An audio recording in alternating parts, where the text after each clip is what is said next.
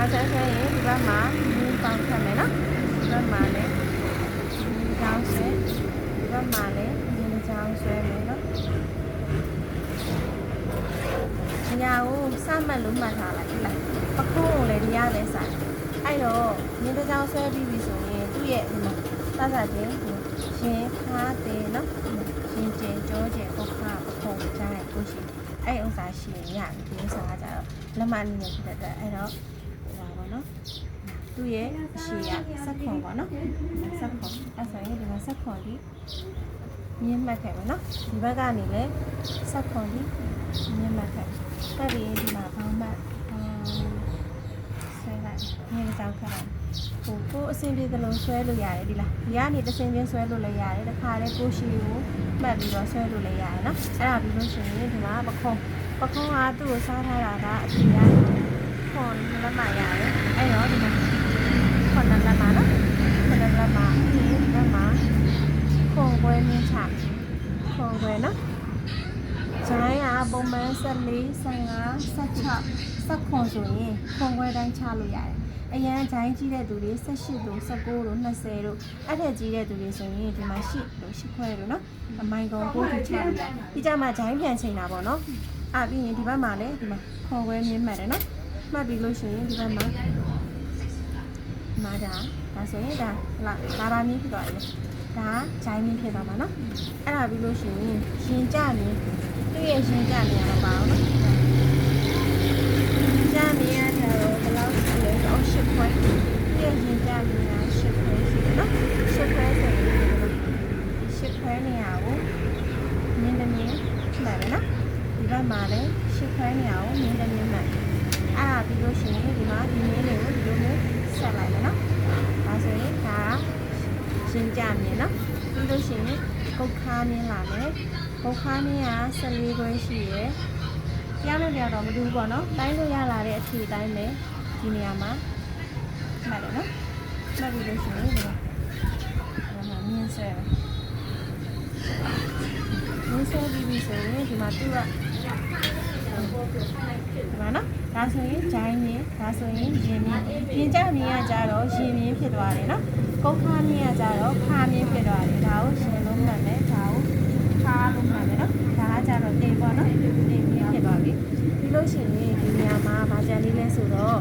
ကြောကျယ်မြင်ကဒီမြင်ကနေ5ခွဲအောက်ကိုချဒီဘက်ကနေလဲအောက်ကို5ခွဲချနော်ပြီးရင်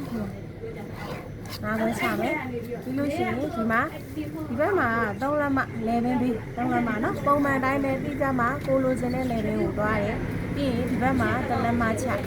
3လက်မချထားတဲ့မြင်းနဲ့ဒါနဲ့ဆက်လိုက်မယ်နော်အဲ့ဒါဆိုရင်သူ့အကောင့်နဲ့မြင်းကောင်အလှမ်းလို့ဆက်လိုက်မယ်နော်ပြီးလို့ရှိရင်ဒီမှာကြောချင်မြင်နော်ကြောချင်ရကြတော့6နဲ့စိတ်နော်6နဲ့စိတ်ဆိုတော့ဒီမှာ6နဲ့စိတ်မြင်မှတ်တယ်မှတ်ပြီးလို့ရှိရင်ဒီမှာပေပွေးပါနော်ပေပွေးကတော့ကိုယ်စင်ပြီးလဲပေပွေးနဲ့တိုင်စီးရဲဒါဆိုရင်ဒါကြောချင်နော်ကြောချင်ရှင်နေပြီးလို့ရှိရင်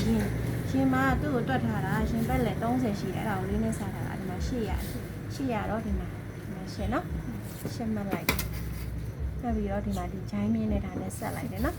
ဆက်ပြီးတော့မှဒီမှာတို့ကဒီကြောကျင်မင်းတို့လားကြောကျင်မင်းနဲ့ဒါနဲ့ဒီလိုမျိုးပါနော်ဆက်လိုက်တာနော်ဒါဆိုရင်ဒါဂျိုင်းရပြီးလို့ရှိရင်ခါကြတော့80ရခါပဲလဲ25ကိုမင်းနဲ့စားတာနော်မင်းနဲ့စားတာဒီကတော့မှတ်ပါနော်80အဲ့ဒါနဲ့ဒီမှာဒီပေတန်တစ်ချောင်းနဲ့တောင်မှဒီလက်မနေမှာဒါလုပ်လို့ရတယ်နော်ပြောရင်ပြီးလို့ရှိရင်ဒီဘက်မှာ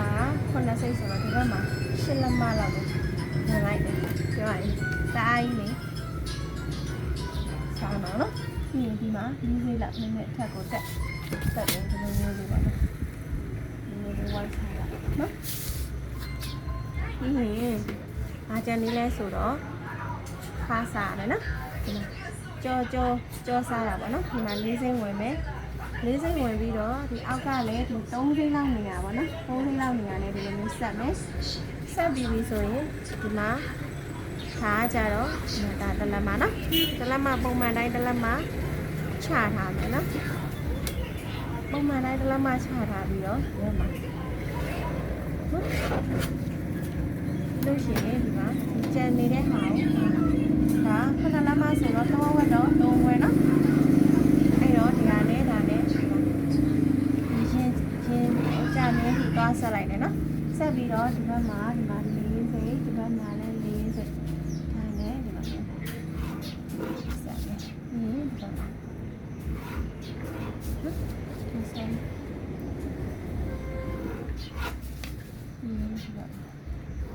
အောက်မှာကျတော့3စီးလောက်ဆိုရရယ်နော်ဒီပုံလေးတော့မရှိဘူးအောက်ရှူရင်ရှူသလိုလေရှင်းရင်ရှင်းသလိုအောက်မှာရှူသွားပါတော့ဒါဆိုရင်ဒါကကျတော့နောက်ချမ်းရပါ